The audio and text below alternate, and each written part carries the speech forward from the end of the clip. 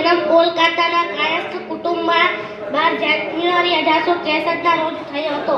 તેમના પિતાનું નામ વિશ્વનાથ દત્ત અને માતાનું નામ ભુવનેશ્વરી હતું.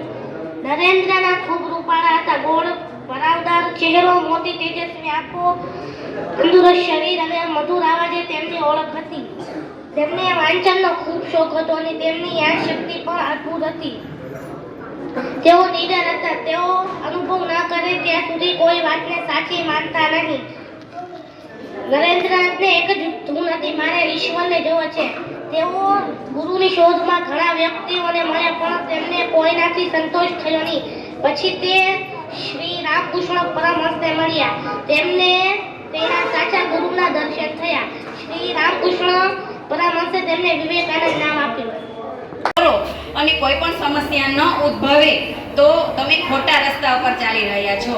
મહાન કાર્ય કરવા માટે અનેક પ્રકારની મુશ્કેલીઓ નિવેડતી હોય છે અને એ મુશ્કેલીઓમાંથી તમે જો રસ્તો કાઢી અને તમે સાચો માર્ગ કાઢી અને આગળ નીકળી જાઓ તો તમે સમસ્યાનું નિવારણ કરી શકો છો. જ્યાં સુધી તમારા પર સમસ્યા ન આવે ત્યાં સુધી એકેય બાબતનું નિવારણ થઈ શકતું નથી. બહેનો અને ભાઈઓ, તમે આપેલા ભાવભર્યા અને સહૃદય સ્વાગતનો પ્રત્યુત્તર આપવા ઊભા થતા મારા હૃદયમાં આજે અવર્ણનીય આનંદ ઉભરાય છે.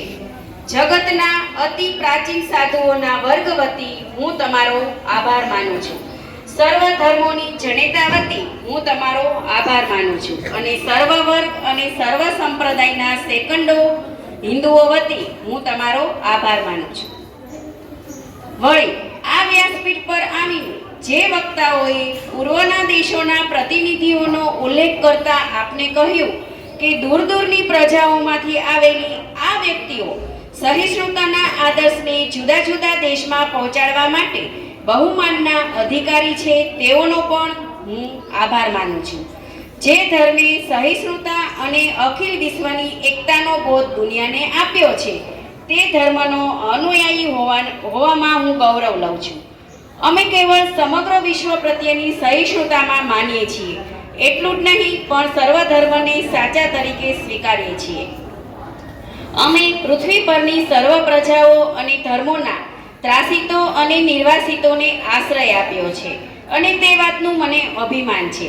રોમન જુલમકારોએ યહૂદી ધર્મના પવિત્ર દેવળને જ્યારે તોડી પાડ્યું ત્યારે તે જ સાલમાં દક્ષિણ ભારતમાં દોડી આવનાર એમના પવિત્ર અવશેષોને અમે અમારી ગોદમાં સમાવ્યા હતા. એ વાતની આપને યાદ આપતા ગૌરવ અનુભવું છું. મહાન જરદોસ્તી ધર્મને આશ્રય આપનાર અને આજ